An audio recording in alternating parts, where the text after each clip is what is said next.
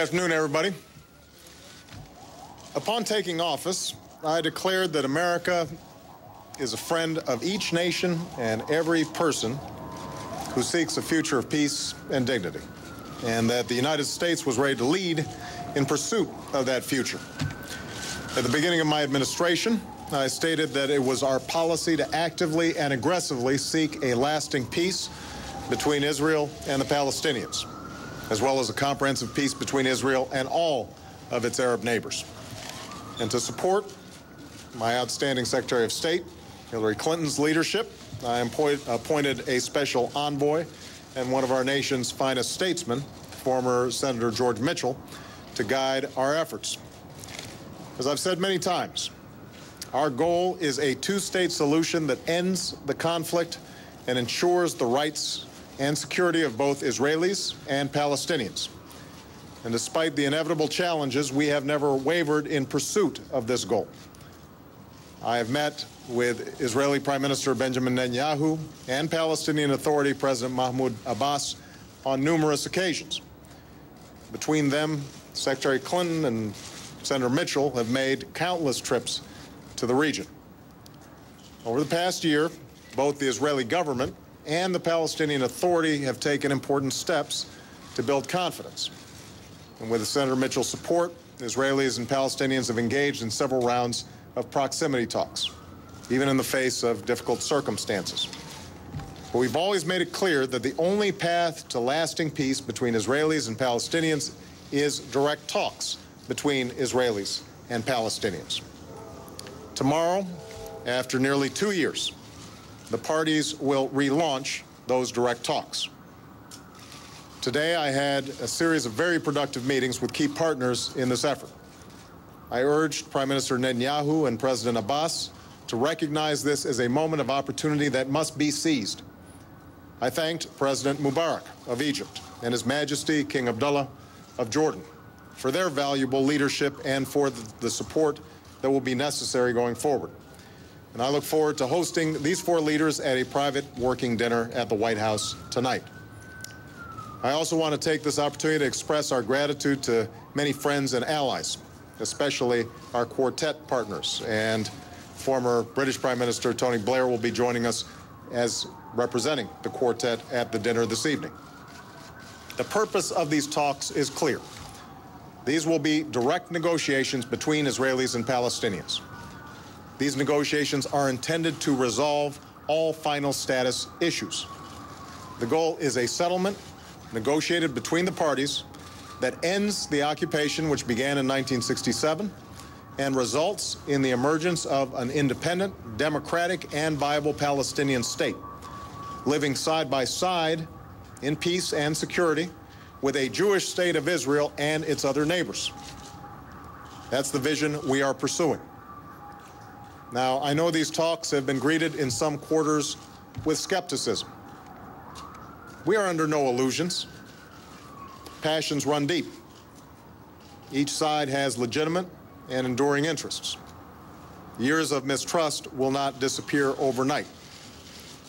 Building confidence will require painstaking diplomacy and trust by the parties. After all, there's a reason that the two-state solution has eluded previous generations. This is extraordinarily complex and extraordinarily difficult.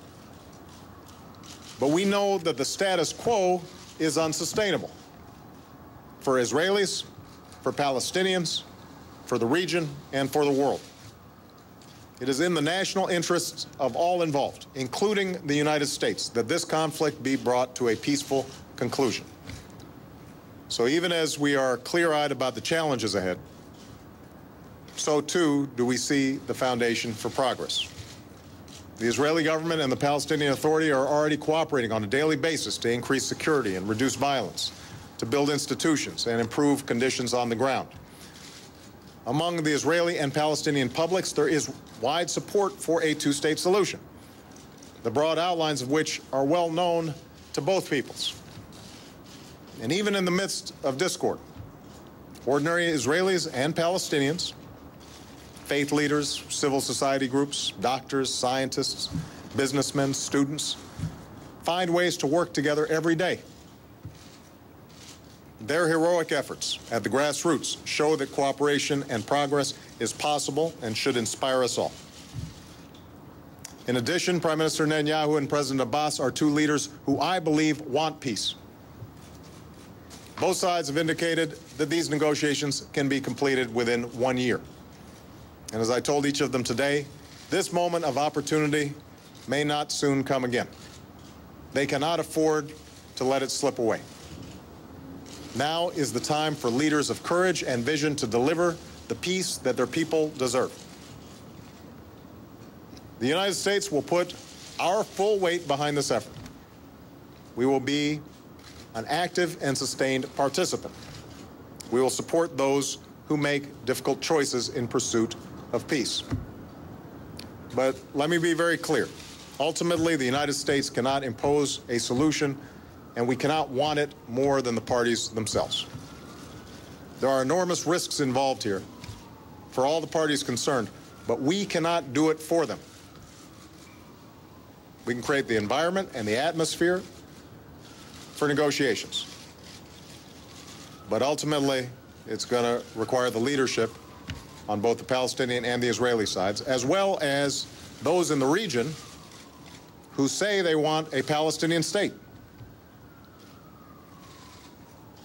You know, a lot of times I hear from those who insist that this is a top priority and yet do very little to actually support efforts that could bring about a Palestinian state. So only Israelis and Palestinians can make the difficult choices and build the consensus at home for progress. Only Israelis and Palestinians can prove to each other their readiness to end this conflict and make the compromises upon which lasting peace deserves. What the rest of us can do, including the United States, is to support those conversations, support those talks, support those efforts, not try to undermine them. So the hard work is only beginning. Neither success nor failure is inevitable. But this much we know.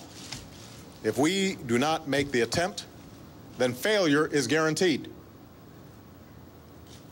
If both sides do not commit to these talks in earnest, then the long-standing conflict will only continue to fester and consume another generation. And this we simply cannot allow. So we know that there will be moments that test our resolve. We know that extremists and enemies of peace will do everything in their power to destroy this effort, as we saw in the heinous attacks near Hebron, which we have strongly condemned. But we also know this: too much blood has already been shed. Too many lives have already been lost. Too many hearts have already been broken. And despite what the cynics say, history teaches us that there is a different path. It is the path of resolve and determination, where compromise is possible and old conflicts at long last can end. It is the path traveled by those who brought peace to their countries, from Northern Ireland, where Senator Mitchell was so deeply involved, to the Balkans, to Africa, Asia, to those who forged peace between Israel and Egypt, and Israel and Jordan. This path is open to Israelis and Palestinians. If all sides persevere in good faith and with a sense of purpose and possibility, we can build a just, lasting, and comprehensive peace in the Middle East. Thank you very much. Thank you. And how long it will take for the peace? The President of the United States with the Secretary of State Hillary Clinton and the Special Middle East negotiator George Mitchell, the former U.S. Senator,